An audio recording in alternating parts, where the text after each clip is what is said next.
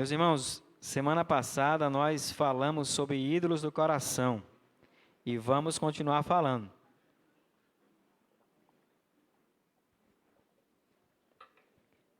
Na semana passada nós pedimos que os irmãos meditassem na palavra e tentassem se autoconfrontar com algum possível ídolo. Então, eu queria que hoje nós vamos tratar de um texto mais direcionado para ídolos do coração, que está em Ezequiel, capítulo 14, versículos 1 a 8. Nós vamos lê-lo inicialmente, depois vamos aguardar um pouquinho esse texto, para a gente voltar para ele, depois que a gente fizer uma revisão do que nós vimos semana passada. Ezequiel 14, versículos de 1 a 8.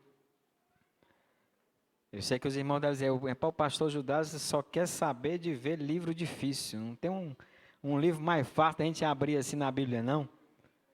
O homem só vai em texto, Lamentações, Neemias, Ezequiel. Pense, o homem não ajuda, não. E o Edgar diz, pastor, de novo, Velho Testamento? Não é possível. Amém? Ainda tem umas folhinhas ainda na misericórdia aí. Mas é normal, Ezequiel é um livrozinho que fica ali, um profeta maior, mas o bicho fica bem no meio ali, entre um e outro.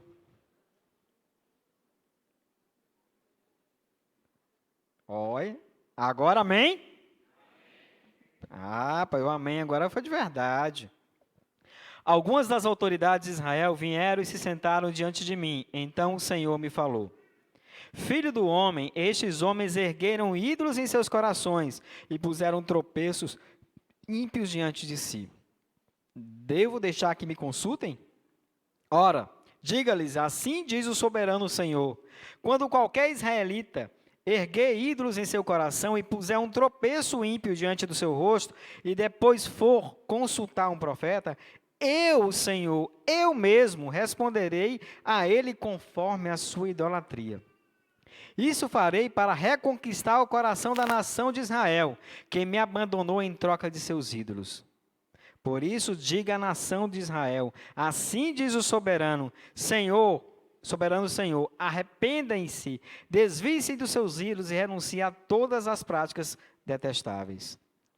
Há um profeta para me consultar, eu, Senhor, eu mesmo responderei a ele, voltarei o meu rosto contra aquele homem e farei dele um exemplo e um motivo de zombaria. Eu eliminarei do meio do meu povo e vocês saberão que eu sou o Senhor. O Senhor, Ele não gosta da idolatria, porque a idolatria é uma traição a Deus. É como se fosse um adultério. Você está traindo Deus. Então a gente vai recapitular um pouquinho agora o que nós vimos na semana passada. Nós lemos a semana passada, começamos no 1 Coríntios capítulo 10, versículos de 1 a 15, onde se falou um pouco da saída do povo hebreu, do povo de Israel, do Egito. Nós vimos que o Senhor fez vários milagres, a começar com as 10 pragas do Egito, posteriormente, na saída do Egito, após a 10ª praga, após a morte dos filhos primogênitos, o Senhor colocou uma nuvem entre o exército do faraó e o povo de Israel. A travessia do Mar Vermelho, nós conversamos sobre isso, e vimos que depois que eles atravessaram o Mar Vermelho, o povo ficou tão grato, tão alegre, que passou o dia louvando e agradecendo ao Senhor. Mas somente 3 dias depois, o povo reclamava: vamos morrer de sede, eu quero água. Um povo que viu maravilhas, achava que Deus ia simplesmente deixá-los morrer de sede. Depois, atravessando o deserto, o Senhor, claro, deu água para eles. Eles chegaram a Mara, e o Senhor pediu a Moisés para colocar um arbusto na água. Aquela água que era ruim se tornou boa e eles beberam. Depois, 45 dias após eles terem saído do Egito, simplesmente eles voltaram a reclamar, eles começaram a lembrar das iguarias do Egito. E começaram a dizer que só tinham algo para comer que era maná, não tinham nada diferente para comer. Voltaram a reclamar depois de passarem a travessia no deserto com uma nuvem acompanhando eles durante o dia e uma bola de fogo à noite, a presença de Deus ali. O Senhor mais uma vez deu carne para eles, mas eles voltaram a reclamar, duvidaram, puseram à prova o Senhor. E quando Moisés estava conversando com o Senhor, eles pediram a Arão para construir um ídolo para eles, e assim eles fizeram. Assim Arão fez com o ouro deles, e o desejo, que parecia um desejo lícito, mas na verdade era a saudade dos prazeres do Egito, se materializou em um deus, em um bezerro, que era um dos deuses do Egito. Nós pedimos aos irmãos para que pudessem, durante a semana, primeiro, aprender qual versículo? Como é que é? Tá fácil, né? O que é que diz lá?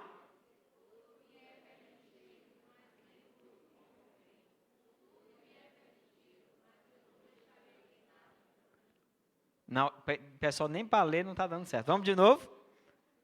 Vamos de novo?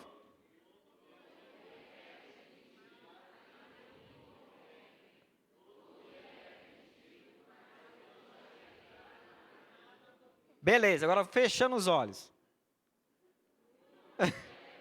Fechando os olhos.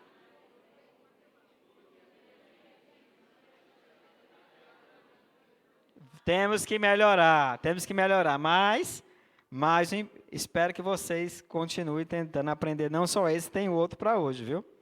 Então, antes de nós continuarmos, a gente precisa entender algumas definições. Eu pedi ao pessoal da liderança para, se possível, compartilhar no grupo de liderança alguns possíveis desejos ou ídolos que você tem identificado durante a semana.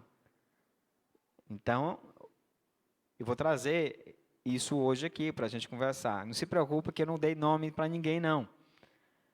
Mas antes da gente começar a fazer isso, vamos entender o que é cada coisa. Desejos. O que é um desejo? Desejo é o que me dá prazer. E pode ser um desejo lícito ou não. Mas o desejo normalmente é algo que me dá prazer. É algo que eu busco para atender, para ter prazer. Agora, também existe um desejo idólatra. Ou seja, é um desejo que toma conta de mim, que eu não consigo pensar em outra coisa. É um desejo que possivelmente me dará prazer, mas é um desejo muito forte em que eu não consigo pensar em outra coisa a não ser isso. Ele enche o meu coração. Necessidade. No caso do desejo idólatra, é tudo que acho que preciso e entendo que se não for atendido, não serei feliz ou não conseguirei viver até. Já uma necessidade é tudo que realmente preciso para viver. Tudo aquilo que eu necessito realmente para viver. Isso sim é uma necessidade. Por exemplo, água é uma necessidade? Sim ou não? Ainda bem, estava preocupado. Tem alguém que consegue viver sem água? Né? Beleza. Uma BMW é uma necessidade?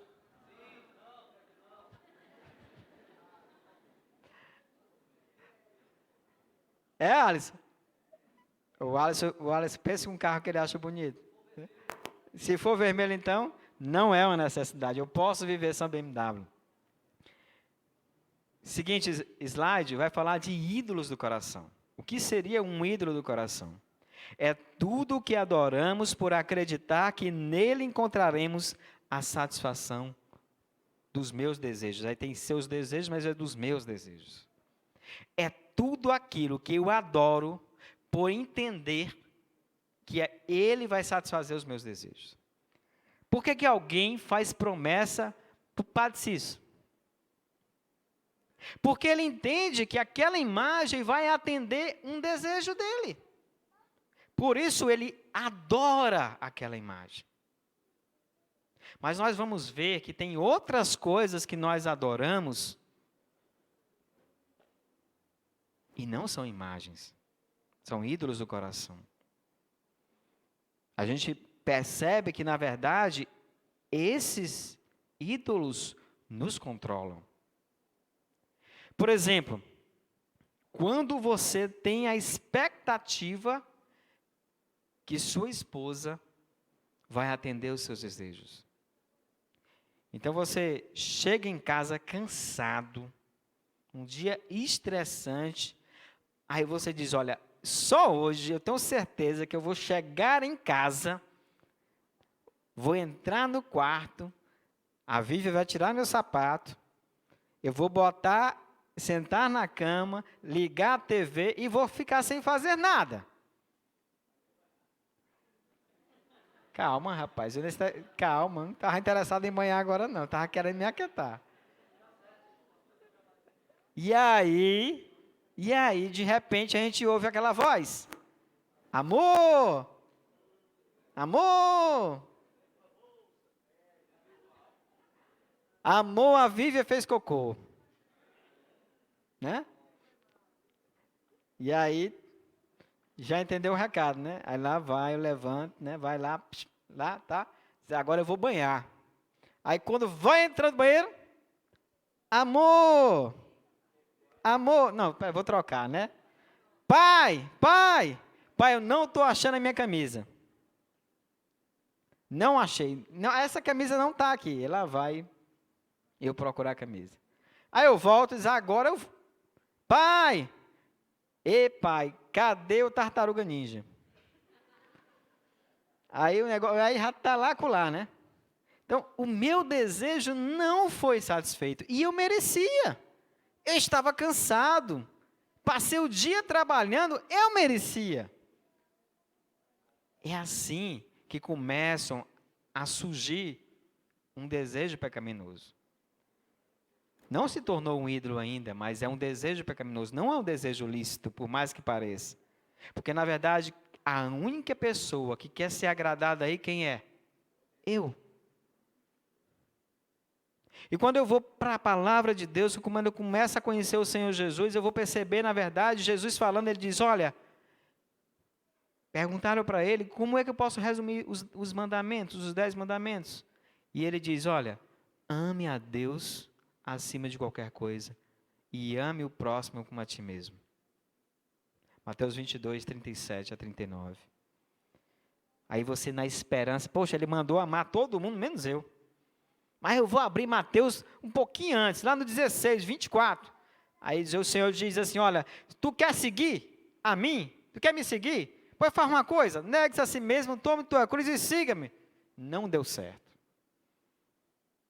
1 João 3,16. Olha, eu preciso fazer alguma coisa por mim, aí eu vou lá. Nisto consiste o amor. Se Deus deu a vida por nós, nós também devemos dar a vida para aqueles que nós amamos. Também não deu certo. Filipenses capítulo 2. Considerem os outros superiores a vocês mesmos. Não cuidem somente dos seus interesses, mas cuidem também dos outros. Também não deu certo. Quer façais qualquer coisa, quer comer, quer beber, façam tudo para a glória de Deus. Se eu aprender a pegar o meu desejo bem ali e confrontar com a palavra, eu vou perceber que o mundo não fica em torno de mim. Eu vou perceber que Deus quer que eu glorifique Ele aqui na terra, amando a Ele em primeiro lugar, igual ao próximo como a mim mesmo. Mas a gente vai ver alguns desejos ou alguns ídolos que surgem a seguir. Muitos dos exemplos, a gente recebeu vários testemunhos, identificaram algum desejo lícito que se tornou um ídolo no seu coração. Possível ídolo, alguns colocaram trabalho, estudos, casa ou dinheiro. Presta atenção, quando você pensa em segurança financeira, é porque você tem preocupação com o seu sustento, ou tem preocupação com o seu estilo de vida, ou tem preocupação com o que você vai comer amanhã ou vestir amanhã, ou com aquilo que o dinheiro pode proporcionar a você. Desejar um bom trabalho é um bom desejo, um desejo lícito. Desejar um emprego é um desejo lícito. Desejar uma casa, por que não pode ser um desejo lícito? O problema é quando eu estou disposto a pecar, porque eu preciso disso, ou quando eu estou disposto a pecar, quando eu não tenho isso. E quando eu vou para a palavra, eu percebo, na verdade, 1 João capítulo 2, versículo 15 e 16, diz assim, ó, o pastor Darena vai pregar sobre isso, não amem o mundo, nem o que nele há. Se alguém amar o mundo, o amor do Pai não está nele, pois tudo que há no mundo, a cobiça da carne, a cobiça dos olhos e a ostentação dos bens, não provém do Pai, mas do mundo. A gente pode colocar os desejos mais ou menos naqueles três ali, naquelas três áreas. A cobiça da carne, tudo aquilo que me agrada, agrada o meu corpo. Por exemplo, o alimento. O alimento é um prazer. Tem pessoas que têm prazer em comer, em se alimentar. E isso pode se tornar um ídolo. E isso é para o meu corpo. Da mesma forma a pornografia, da mesma forma o sexo fora do casamento, ou outras formas sexuais podem se tornar um ídolo. Porque eu me prostro à comida porque ela me dá o quê? Prazer. Ela me dá prazer. Da mesma forma, como a cobiça dos olhos é aquilo que me chama a minha atenção. Lembra do pecado de Eva? A fruta parecia apetitosa, boa para comer. Então, muitas vezes, eu fico encantado com determinadas coisas e eu faço de tudo por aquilo ali. A ostentação dos bens é o que me dá segurança. Trabalho, casa, e isso me dá segurança. O emprego, os estudos. Eu estudo porque eu quero ter um bom trabalho, eu quero progredir, eu quero ter a segurança de ter o meu sustento. E tudo isso pode virar um ídolo. Por quê? O que é o ídolo? Eu me prostro para que ele dê aquilo que eu... Então, o meu trabalho, na verdade, pode servir para me dar o que eu quero. O que é que eu quero? Segurança. Não é isso que eu quero? Eu não quero ter dinheiro para me ter o meu padrão de vida, aquilo que eu quero? Quanto mais trabalho, mais eu vou ter dinheiro para ter o que eu quero? Meu ídolo, que satisfaz a minha necessidade. Por isso eu preciso buscar ao Senhor. Mateus capítulo 6. Mateus capítulo 6. Se você puder ler depois todo o capítulo 6, é interessante. Mas eu destaquei aqui os versículos 31 a 33. Na verdade, quando nós buscamos ter segurança nessas coisas, isso indica falta de confiança em Deus. Eu não entendo que o que dá meu sustento é o Senhor. Portanto, não se preocupem dizendo o que vamos comer, ou que vamos beber, ou que vamos vestir, pois os pagãos é que correm atrás dessas coisas. Mas o Pai Celestial sabe que vocês precisam delas. Busquem, pois, em primeiro lugar o reino de Deus e sua justiça, e todas essas coisas lhe serão acrescentadas. Se você quiser, você ainda pode ver 1 Tessalonicenses que Paulo diz que aquele que não trabalha não merece comer. Então, calma aí, que eu não estou dizendo para ninguém trabalhar. É para trabalhar. Mas o que eu estou dizendo, na verdade, está em Salmo 127. Não adianta você edificar a casa, não adianta você trabalhar dia e noite. Porque o Senhor cuida dos seus enquanto nós dormimos. O Senhor trabalha por nós enquanto nós dormimos. Salmo 127, versículo 3. Eu preciso trabalhar, mas o meu sustento, por incrível que pareça, não vem do meu trabalho, vem do Senhor. Como diria o João Manuel, Pai, eu quero 2 tartarugas ninja. Pense na tartaruga que dá trabalho. No dia das crianças. Meu filho, pois ore para o papai do céu dar dinheiro para o papai, que senão o negócio está ruim. Não veio, não. É de lá tudo que é bom, tudo que é perfeito, tudo que é agradável. Ocupa a nossa mente, mas tudo que é bom vem do Senhor. Toda boa dádiva desceu dos céus. Isso é certo. Falta de confiança em Deus é quando nós colocamos a nossa segurança nas mãos de outra coisa que não seja o Senhor. Outros identificaram um desejo ilícito, que nesse primeiro caso foi um ídolo, agora um desejo ilícito e idólatra.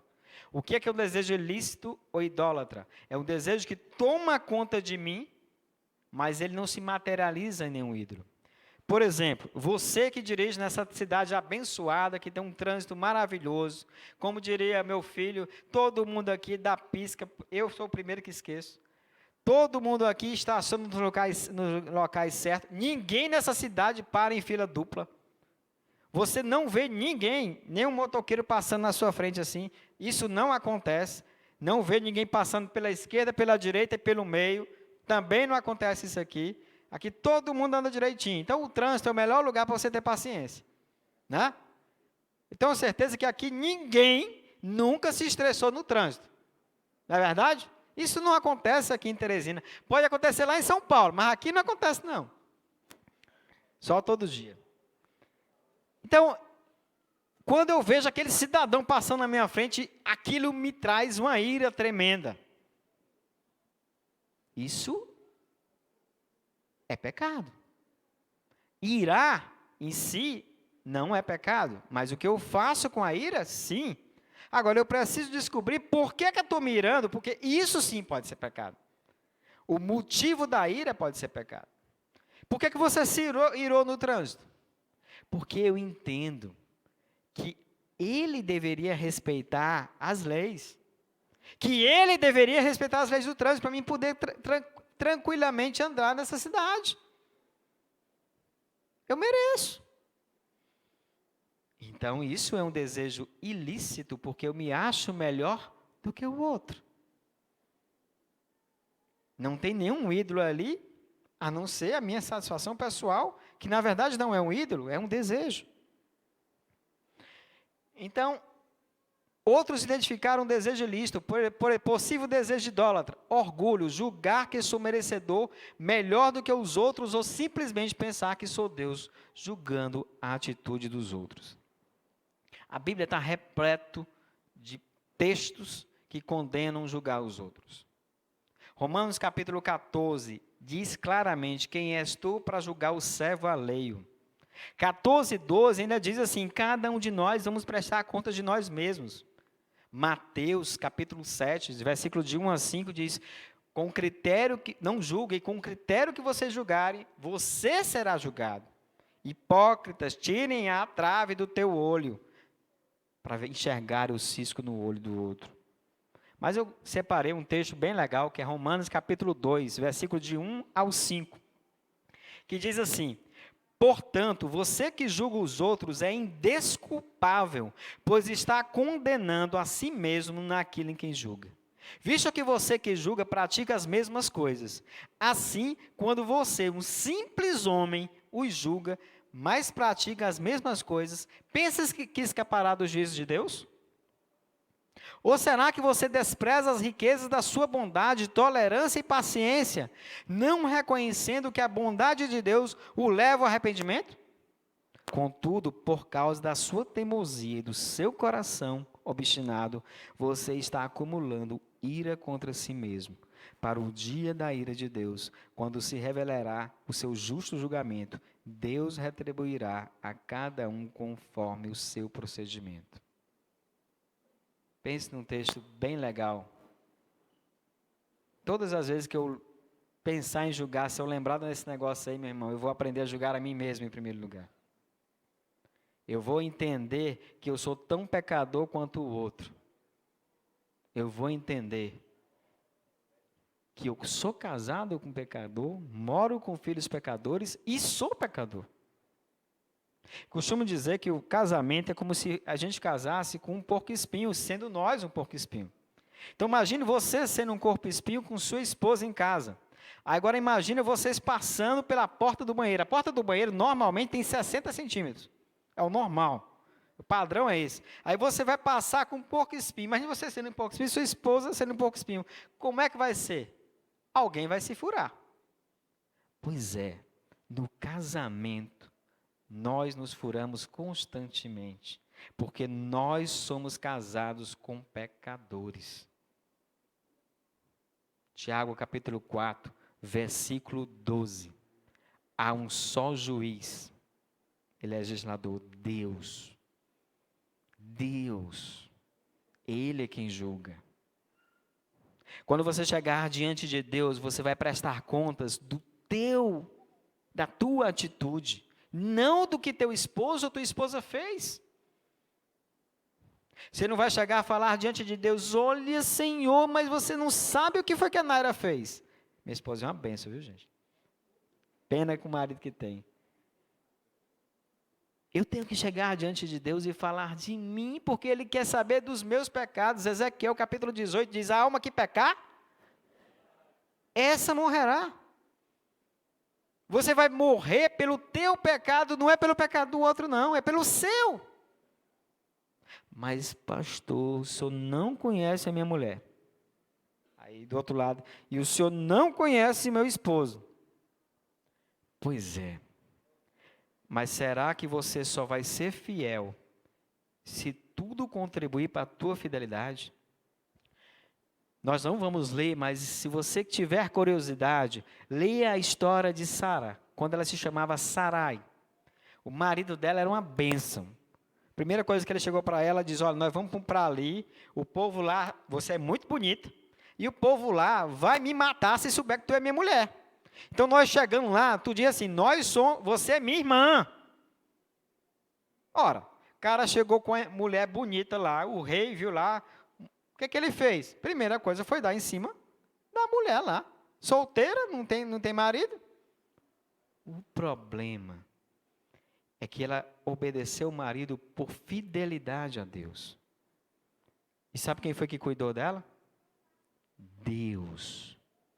Falou diretamente com o faraó e disse, olha, não mexa nessa daí que ela é casada. Não mexa. E é óbvio que a decisão de Abraão teve consequências. As guerras que apresentaram posteriormente foi consequência dessa mentira. E Deus não só cuidou de Sara, como fez com que eles saírem com riquezas de lá. A tua fidelidade, meu irmão, é ao Senhor, não é a ninguém mais. Você é obediente a seu esposo em obediência a Deus e não a seu esposo. Da mesma forma, eu preciso entender que independente das circunstâncias, porque a Bíblia diz que eu não vou sofrer provação acima das minhas forças.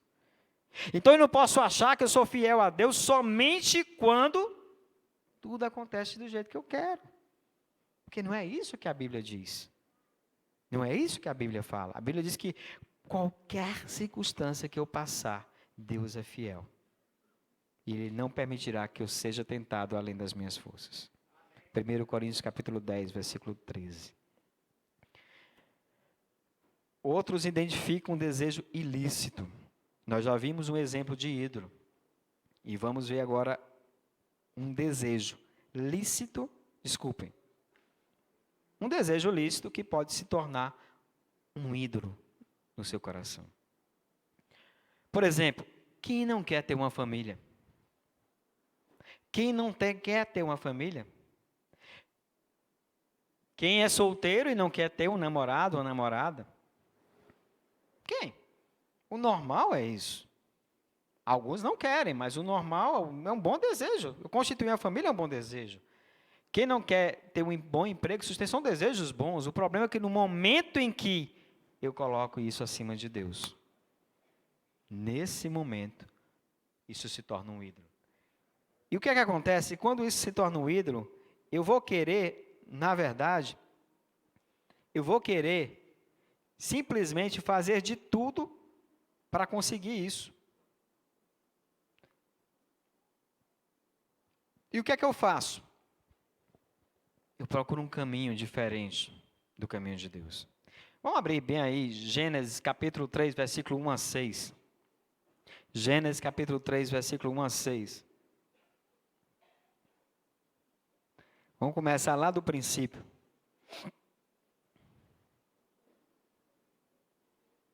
Agora está fácil, né? Primeiro livro aí da Bíblia, né? A gente vai achar já já.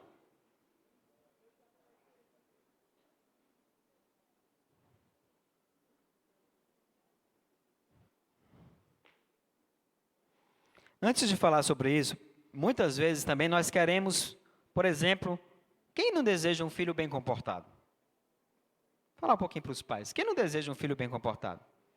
Tem alguém aí que deseja um filho bem comportado? Eu quero. Quem é que não quer? Vocês não querem, não, um filho bem comportado? Eu quero. Claro que eu quero. E é um bom desejo. Não é um bom desejo? Agora, o que é que eu sou capaz de fazer para ter um filho bem comportado?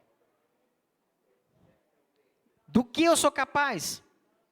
Por exemplo, quando eu chego em casa e meu filho não faz aquilo que eu desejo, o que é que eu faço? Eu me iro? E ainda eu chego e digo assim, mas a culpa é do meu filho. Foi ele que fez eu me irritar. Será? Esse slide era para estar aí, viu, gente? Apagou em algum momento lá na hora da edição. Onde está a ira? Estava lá no coração do meu filho? Então, muitas vezes, o meu filho se torna um ídolo para mim. Sabe por quê? Porque eu adoro quando as pessoas chegam para mim e dizem assim, o seu filho é tão comportado. Olha, mas o seu filho é muito legal, muito bom. Na verdade, eu quero muitas vezes um filho bem comportado, porque eu quero agradar os outros. E gosto muito de ser agradado. E o meu filho se torna um ídolo para mim, porque é a maneira com que eu tenho prazer. E para conseguir o prazer de ver ele fazer o que eu quero, para que as pessoas falem para mim que ele é bom, eu sou capaz de mirar com meu filho. Eu sou capaz de me irritar com ele, porque eu quero que ele me obedeça. Sabe qual é a grande questão? É que o filho bem comportado não quer dizer que ele é salvo em Cristo Jesus. Ele é tão pecador quanto o filho mal comportado. Será que a minha preocupação como pai que ama realmente é simplesmente o comportamento do meu filho? Ou quando eu me iro contra o meu filho, na verdade, é porque eu estou criando ele para satisfazer os meus desejos. Sabe o que é o oposto disso? É quando eu não disciplino meu filho. Faço tudo o que ele quer, porque eu amo meu filho demais. Será que é verdade? Vamos imaginar que seu filho queira correr na Frei Serafim, meio-dia. Atravessar várias vezes sozinho, seu filho de 3 anos. Né? Meu filho, eu estou morrendo de vontade, papai, eu estou morrendo de vontade de ir lá na Frei Serafim agora, para atravessar a rua, sozinho. Ô, meu filho, eu te amo tanto, que eu vou lá lhe levar, para você atravessar a Frei Serafim sozinho, indo e voltando. Né? Melhor, mas a Frei Serafim até que é legal, né? Vamos para Joaquim Nelson. Né?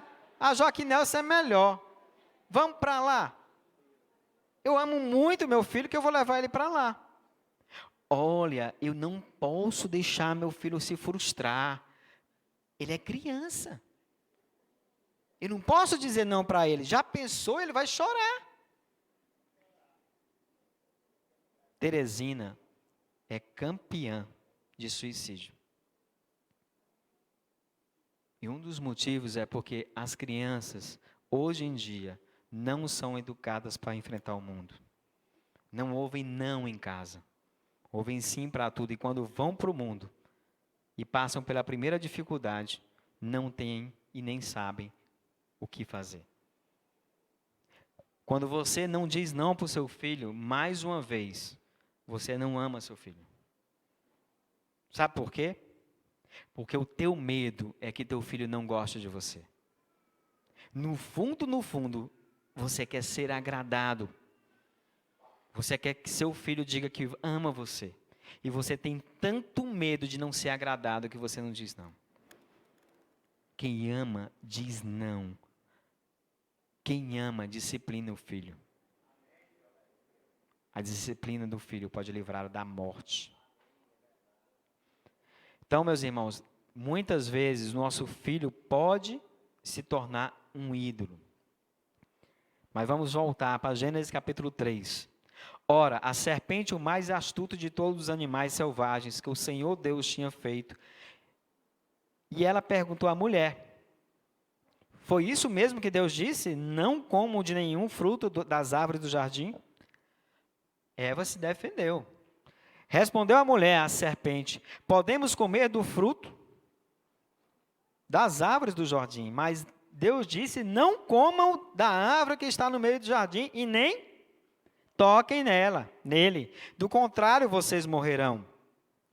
Deus sabe que no dia que dele comerem, disse a serpente à mulher: certamente não morrerão. Deus sabe que no dia que dele comerem, os seus olhos se abrirão e vocês serão como Deus, conhecedores do bem e do mal. Quando a mulher viu que a árvore parecia agradável ao paladar, era atraente aos olhos e, além disso, desejável para dela se obter discernimento, tomou do seu fruto, comeu e o deu a seu marido, que comeu também. Interessante aqui, vamos analisar algumas coisas. Primeiro, quando Deus, se você voltar a capítulo 1, capítulo 2, você vai ver que Deus criou o mundo. E quando Ele criou o mundo, Ele colocou de tudo no mundo para que Adão e Eva não precisassem de mais nada. Eles tinham o alimento que eles precisavam, eles tinham domínio sobre todos os animais, eles, na verdade, eram um Deus na terra. Quando Deus criou o homem lá, eles façamos o homem à nossa imagem. Então, o homem era a imagem de Deus na terra. E quando a serpente chegou para Eva, ela jogou a dúvida. Espera aí, o que foi que Deus disse para tu não comer de nenhuma árvore do jardim? É óbvio que Deus não tinha dito isso. Aí Eva disse, ele disse para não comer daquela árvore nem tocar. Se Eva tivesse tocado, será que tinha acontecido alguma coisa? Hã? Tinha ou não tinha? Claro que não, gente. Deus não mandou não tocar, não. Mandou não comer. Nada a ver. Mas ela disse algo mais. Ela tentou usar o que ela tinha aprendido com o Senhor para se defender. Só que a serpente disse, olha, certamente não morrerás. E o que aconteceu com Eva?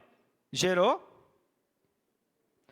Quando nós, muitas vezes, queremos uma família, queremos uma namorada que não temos, uma casa que não temos, algo que não temos, a primeira dúvida que vem, será que nós vamos conseguir ter isso? Daqui a pouco vai acontecer o que aconteceu com Eva. O que foi que Eva, no versículo 5 aí, 6, aliás, quando a mulher viu que a árvore parecia agradável ao paladar, era atraente aos olhos, e além disso, desejável para dela se obter discernimento, Eva pensou o quê? Eu sou incompleta. Eu não tenho como ser feliz sem esse fruto. Eu preciso dele. Eu não vou ser feliz sem ele. Então ela não conseguiu enxergar mais nada além do fruto. Tomou conta dela. Então o caminho para a felicidade começou a parecer que existia mais de um caminho. Ela pensou que haveria mais de um caminho para chegar até Deus. ou melhor, para chegar até a felicidade. O caminho de Deus e agora o caminho do homem. Quantas vezes jovens questionam, será mesmo que eu preciso namorar com uma menina crente? Ou será mesmo que eu preciso ser honesto, mesmo quando todo o país não é? E mesmo assim, eu vou ter sustento? Será que realmente eu preciso ser fiel à minha esposa e à minha família quando ninguém mais é? Será que eu não posso soltar uma mentirinha? Há caminhos que parecem certo ao homem, mas no final conduz à morte. Quando você identificar um desejo na sua vida, o primeiro passo que você tem que fazer é confrontar esse desejo com a palavra de Deus e verificar qual é o caminho de Deus. Não escolha outros caminhos, porque eles levam à morte. Não escolham outros caminhos, porque eles são baseados no engano, na dúvida. Então, quando você tiver outros desejos, precisa confrontar com a palavra. Diga, próximo. Mateus 16, 24, preciso negar a mim mesmo. 1 Coríntios 10, 31, preciso glorificar a Deus em todas as coisas. Filipenses capítulo 4, versículo 12, preciso me contentar com o que Deus tem me dado. Paulo diz, aprendi o segredo de viver contente em toda e qualquer situação, seja na fartura ou mesmo na fome, seja bem alimentado, tendo muito ou passando necessidade. 2 Coríntios capítulo 10, versículo 5, destruímos todos os argumentos que se levantam, levando o pensamento cativo até o Senhor. Eu preciso confrontar os meus desejos com a palavra de Deus, para que não se levantem ídolos no meu coração. Nós vamos agora entrar no nosso texto base, para ver como Deus vê os ídolos do coração.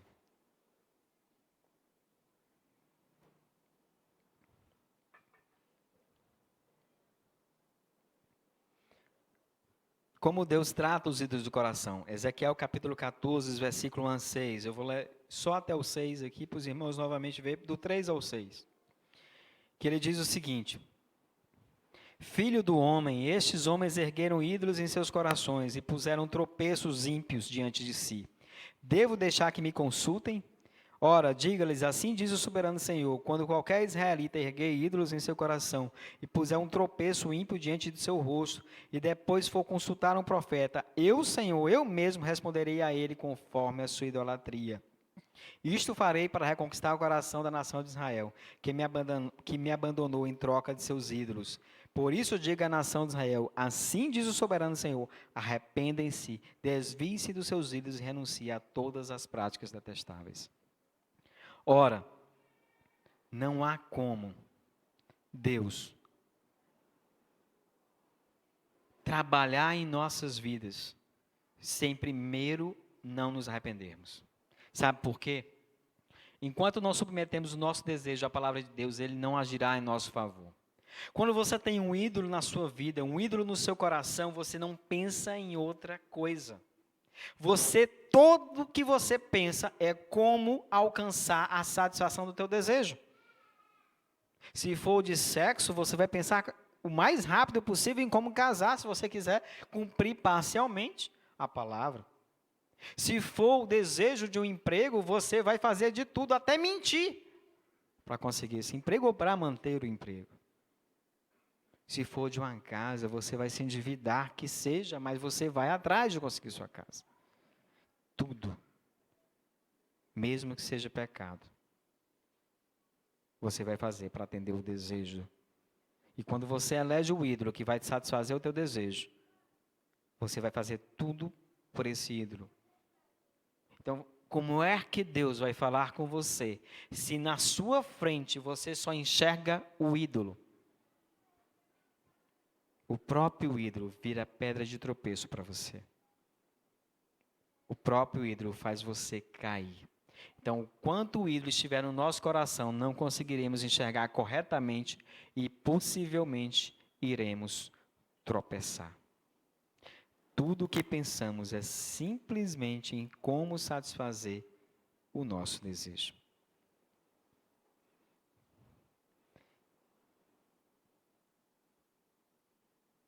Então, Deus trata com justiça quem não se arrepende. Na história da semana passada, quando nós lemos 1 Coríntios, lá no versículo 5, a gente viu: contudo, Deus não se agradou da maioria deles, por isso seus corpos ficaram espalhados no deserto. 1 Coríntios 10, 5. E Ezequiel, capítulo 14, versículo 8, que é o texto dessa semana, diz: voltarei o meu rosto contra aquele homem e farei dele um exemplo e um motivo de zombaria. Eu o eliminarei do meio do meu povo e vocês saberão que eu sou o Senhor. Muitos de nós vivem repetindo que Deus é amor. E é verdade. Deus é tanto amor e nos ama tanto que Ele deu o melhor que Ele tinha por nós. A Bíblia diz que, lá em Filipenses capítulo 2 também, que mesmo sendo Deus, Jesus não usou isso, mas se esvaziou e se tornou homem, para ser obediente até a morte, e morte de cruz, para que nós pudéssemos ser reconciliados com o Senhor. Romanos capítulo 5 diz que Deus nos amou primeiro, por isso Ele deu seu Filho por nós, para que nós pudéssemos ser reconciliados com Ele. A Bíblia diz que se nós aceitarmos o sacrifício e recebemos Jesus Cristo como Senhor de nossas vidas, passamos a ter a vida eterna e somos reconciliados com o Senhor. Mas a Bíblia também diz, em Gálatas capítulo 6, versículo 7, que de Deus não se zomba. Aquilo que o homem semear, certamente ele vai colher. Versículo 8 diz que aquele que semeia para a carne, colherá destruição. O que faz isso por espírito, colherá a vida eterna. Nós escolhemos o caminho que nós vamos. E muitas vezes escolhemos caminhos que parecem ser mais fáceis. Então, concluindo, primeira coisa que nós precisamos aprender é nos confrontar com a palavra do Senhor dia a dia. 1 Coríntios 10, 31 diz: se nós julgássemos a nós mesmos, nós não seríamos julgados. Precisamos confiar que Deus é bom e que cuidará de nós. Mateus capítulo 7, versículo 11 diz, sabe o quê? Vocês que são maus, dão boas coisas a seus filhos. Imagina o vosso Pai que está nos céus. Se nós que somos maus, damos coisas boas aos nossos filhos, precisamos, independente das circunstâncias, simplesmente confiar em Deus. Quando percebemos que estamos adorando o outro que não seja Deus, precisamos nos arrepender urgentemente. Ezequiel capítulo 14, versículos 6 e 8. Perguntas que podem te ajudar a identificar um desejo ou um ídolo no seu coração. O que é que você mais teme lhe acontecer? No que você deposita sua confiança e segurança? A quem você primeiro agradece ou atribui as suas vitórias? Quem você primeiro busca na hora da angústia ou da alegria? No que ou em quem você pensa quando você erra ou sua família erra? Em quem você pensa? São perguntas que vão te questionar qual é a motivação dos teus desejos. Eles vão fazer você questionar quem realmente você quer agradar. A quem realmente você serve. Para se arrepender, lógico. Sugestão para você se confrontar essa semana com a palavra. Reconheça o seu desejo, confronte e haja como diz as Escrituras, 2 Coríntios 10, 5. Agrada-te, confie e descanse no Senhor. O salmista no Salmo 37, ele diz, agrada-te, deleita-te no Senhor, Ele realizará os desejos do teu coração.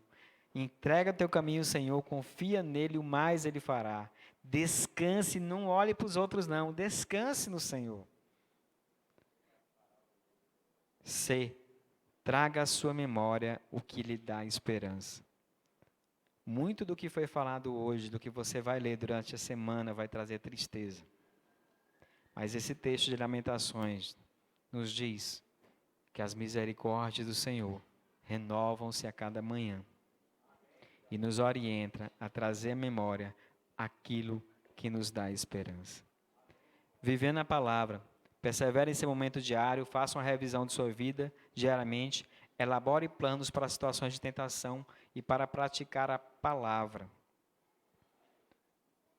Não adianta você identificar um erro ou um pecado em sua vida se você não planejar como não cair mais. Medite nos textos da mensagem. Aprenda 1 Coríntios 10, 23. Edgar, eficiente sempre.